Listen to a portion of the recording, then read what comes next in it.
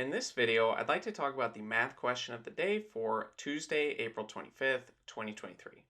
And with this problem, we need to find the intersection of the lines y is equal to 2x plus 1 and y is equal to minus 5x minus 6.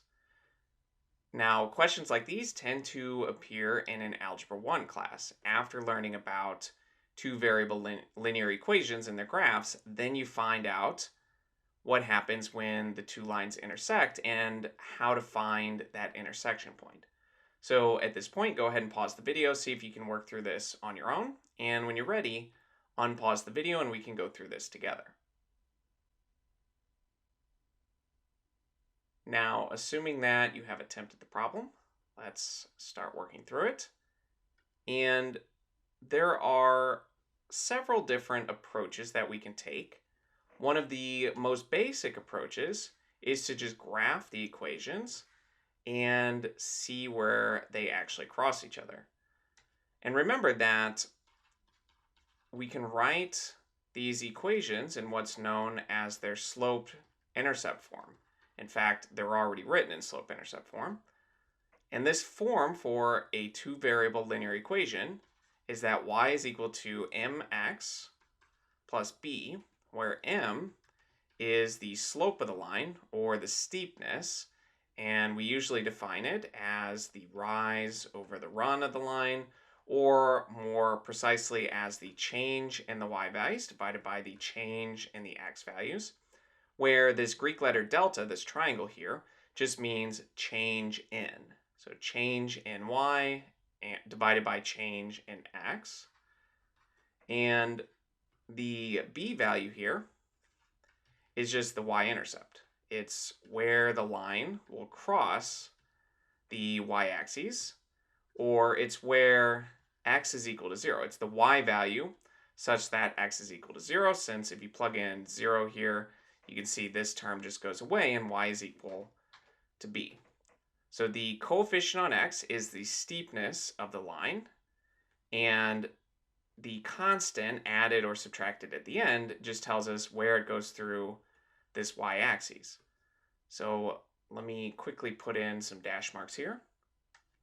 And let's plot this first line in a green color. We can see that the slope is 2, meaning that the rise over the run, if we put this as a fraction, every time it rises 2, the run, or the change in the x values, will be 1 in the positive direction.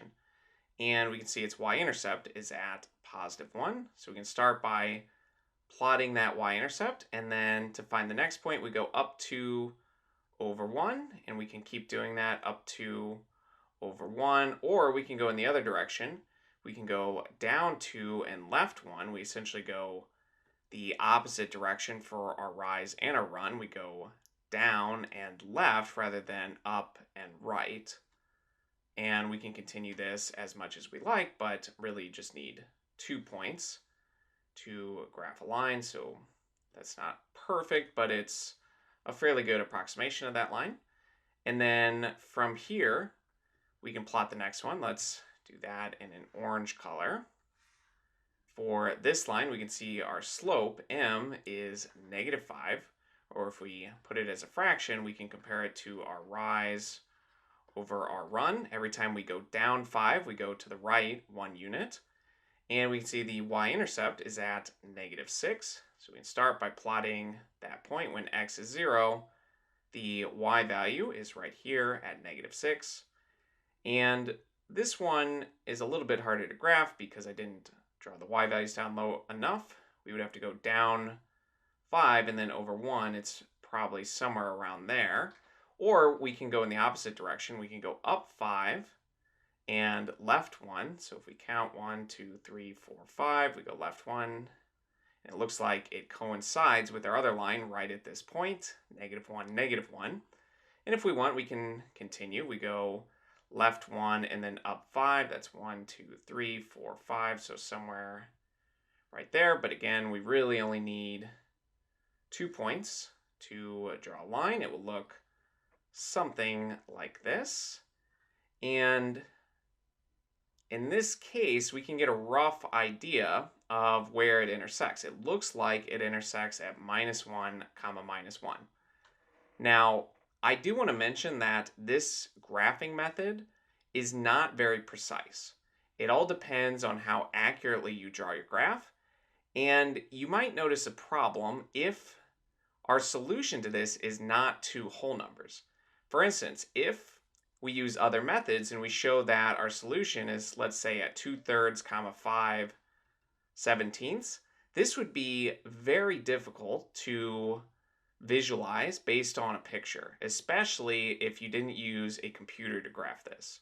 If you draw this by hand and you draw in your own dash marks, it's highly probable that you won't be able to find the correct answer because these are difficult fractions. If they're nice, clean whole numbers, you might be able to find the solution.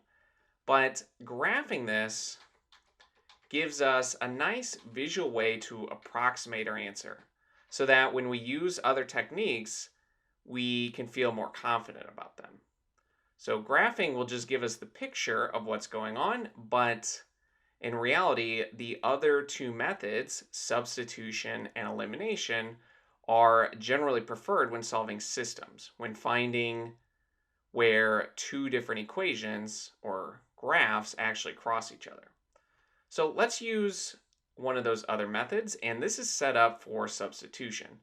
Since remember that when two lines intersect each other at some specific coordinate point, x, y, at that particular point, the x values and the y values for both equations are the same. They are equal to each other.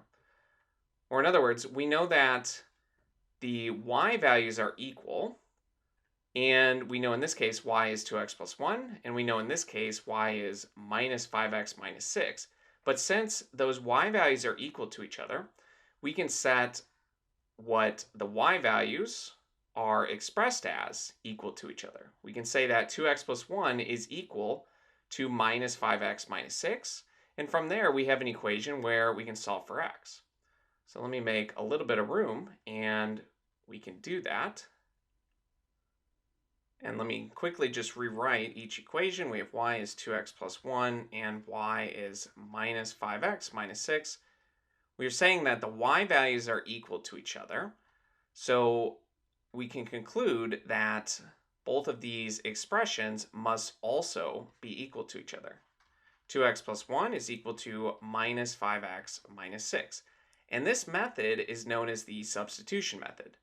We solve one of the equations for one of the variables, and since we know y is equal to this, in the other equation, wherever we see y, we will replace it with that expression. And in this case, it's simpler because they're both solved for y, so we can just set them equal to each other. But usually, we would have a more complicated expression. Maybe both of them started more complicated. We would do a little bit of work to find one of the variables and what it's equal to, and then substitute it into the other. For instance, if we really wanted, we could substitute for x. We could take this top equation, solve it for x by subtracting 1, dividing everything by 2, and then anywhere we see an x in this second equation, we could replace it with this expression, and then we would have an equation where it only has the variable y. We can solve it for y, and whatever y value we find, we can just plug it back into here to find the x value. But as you can see, that would be a lot messier than just setting each of these expressions equal to each other. So in this case, it's already set up to do substitution in a very specific way. And going to our equation, we can now solve this. Let's move all of the x's to the side with more x's so that we can avoid some negative numbers. We can add 5x to each side to cancel this out on the right-hand side. We get 7x plus 1 is -6, since this is 0. And let's subtract 1 on each side so that we can isolate the x term. We get 7x plus 0. These cancel out. It's equal to -7. And lastly, we can divide each side by 7 to cancel out the multiplication so that we get x is -1. And to find the y value, since we're looking for the coordinate point where these intersect, we just need to plug this x value back into either equation. let's just plug it into the top one. We have y is 2 times -1, which is -2, plus 1, and we get -1. And you'll see this is the way to check. If we plug it into the other equation, we get the exact same answer. We have -5 times by -1, which is +5, and 5 minus 6 is also -1. So we can confirm that this point, -1 comma -1, is the intersection of the two lines. Another broader way to check is to take your coordinate point here, plug it into both equations, and make sure that you get something back that makes sense. If we plug in -1 for x and y in each of these, we will get back something that's true.